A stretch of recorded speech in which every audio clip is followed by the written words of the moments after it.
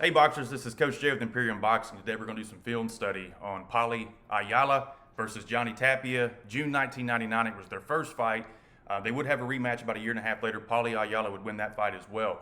But I'm taking round 12 specifically because of the style of fighting and the intensity of it and the ability to adapt to different kinds of fighting.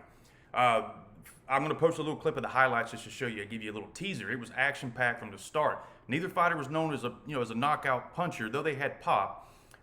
They were volume punchers, good defense, slick defense, but also very good pressure fighters. Mexican-style fighting.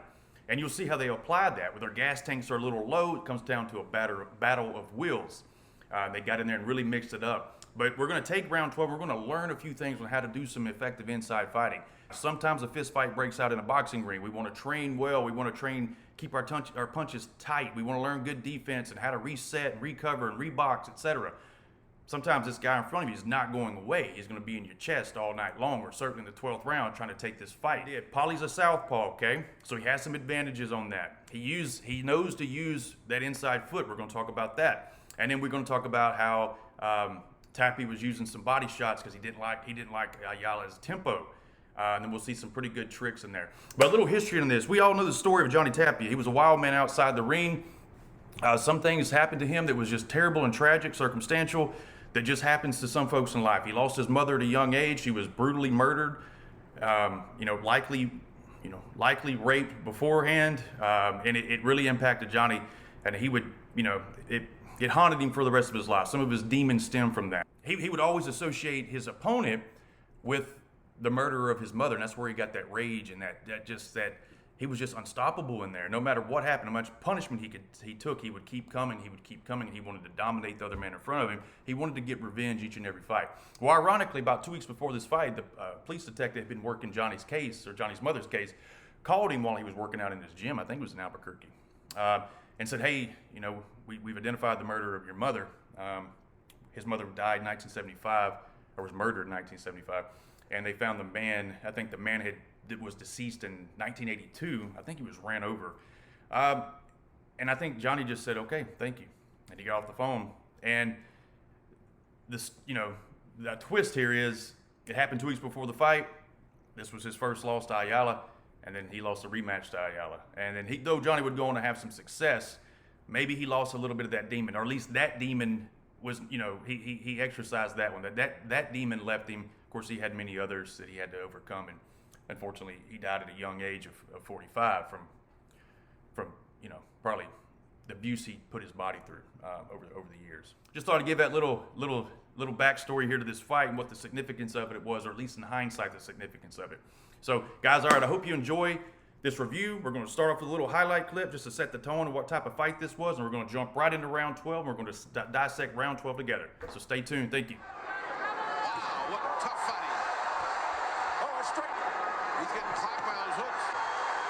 Tapia comes back, but more punches being offered up by the challenger. I don't know what kind of a chin can... To look impressive. Boy, he's impressive. His punches to the body are so hard. Thudding shots to the ribs by Paulie Ayala, the southpaw. Oh! Sometimes during the evening, laying off. Saluting both fighters. Okay, so here we are. We start with the round 12. It was Freddie Roach, a young Freddie Roach, in the corner of Johnny Tapia. They've gone 11 hard rounds.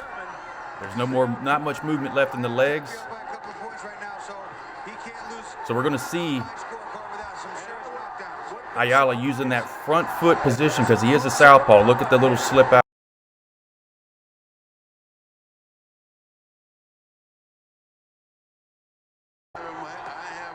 We're going to see Tapia go to the body here because Ayala is bringing it back. See the tempo? We're going to see Tapia try to take a little air out right here. He stops going to the head for a moment, tries to land a good liver shot. Watch here. We're going to go downstairs. Ayala answers. There it goes. So Ayala is answering back every time Tapia goes in for a shot. Every time he lands it. You're going to see this is it repeats. Tapia doesn't like this tempo. He doesn't like how Ayala is not only answering, but he's actually setting a different tempo.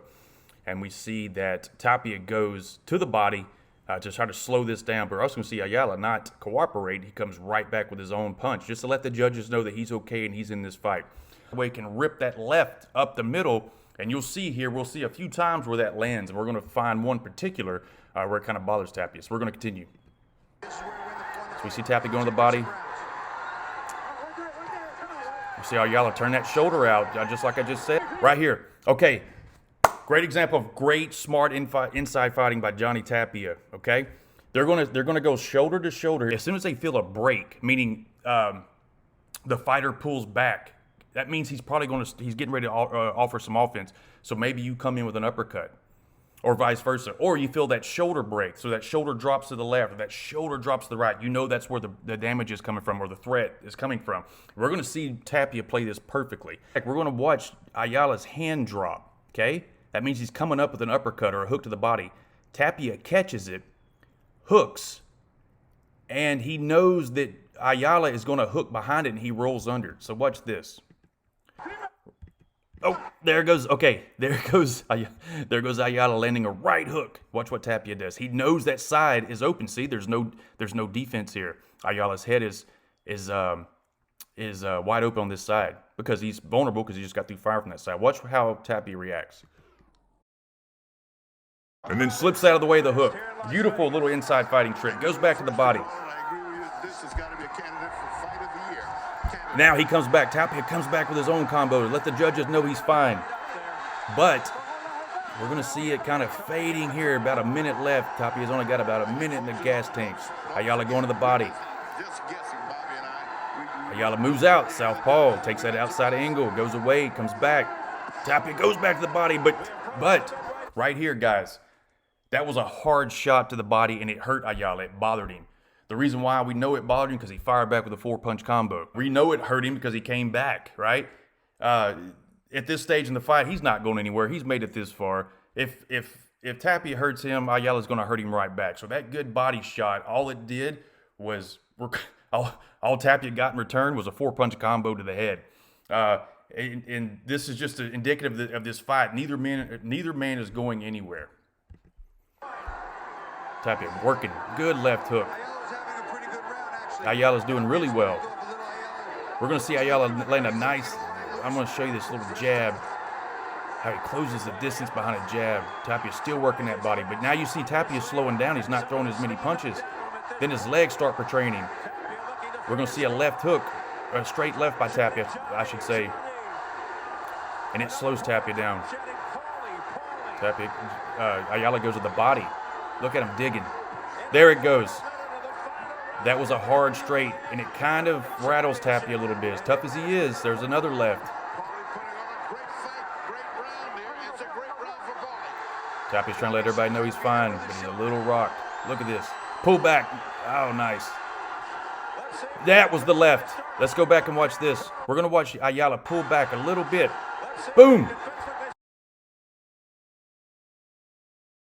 Okay, guys, you can't see Ayala's front foot. The reason why that worked is because Ayala's front foot was on the outside of Johnny Tapia's lead front foot. Obviously, if you know Southpaw orthodox stances, that southpaw, that straight left landed because he was in an angle. Because Ayala is on the outside, he's able to turn that shoulder and those hips out, ride with the right hand, and come right back down the middle with his own left. Now we're going to see Tapia's legs start kind of betray him a little bit.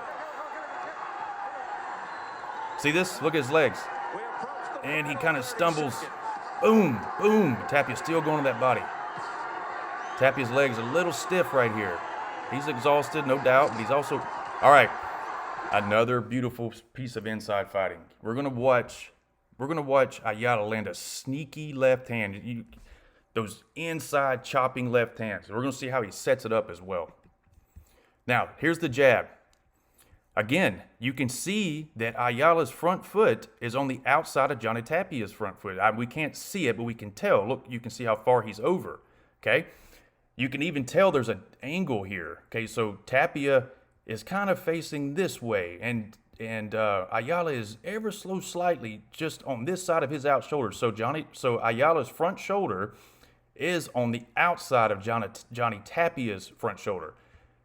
Again, Ayala being a southpaw, this is exactly the angle you want to be in because your left hand is now straight down the middle. Just a nice little chopping left, kind of like a little uppercut, actually. Beautiful, just beautifully executed. And and look how much offense it created for him. Watch, and then now he got top of his feet. That left hand hurt him, guys. Now he's getting a little frustrated. See his feet? He's stumbling. That was some beautiful fighting by Ayala. It was just a southpaw advantage that he, maybe I should have called this video instead of 12-round highlight review, that we talk about how well a southpaw fighter can, if he executes well, how he can win these exchanges. And he won the fight, according to the judges. So just some really good examples of some inside fighting. And sometimes, like I said, sometimes a fist fight breaks out. You got to know these tricks. You got to know how to stay alive, and not only stay alive, but thrive and score points and do the things the judges are looking for. Every time Ayala got tapped, he would come back with a 2, 3, 4 punch combo. And then Tapia had a couple of rallies himself with 3 and 4 punch combos, but he couldn't sustain it. It was too much for him for whatever reason. Maybe just, his conditioning just failed him. I don't know.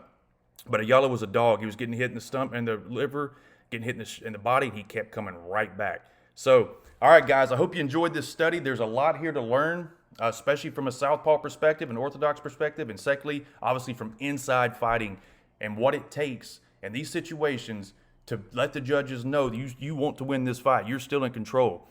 Both fighters did well. Ayala, he did get the edge in this 12th round. All right, guys, I hope you enjoyed this. If you come across it, please like and subscribe. If you have any questions or comments, drop them in the comments section. We'll talk to you soon. Bye.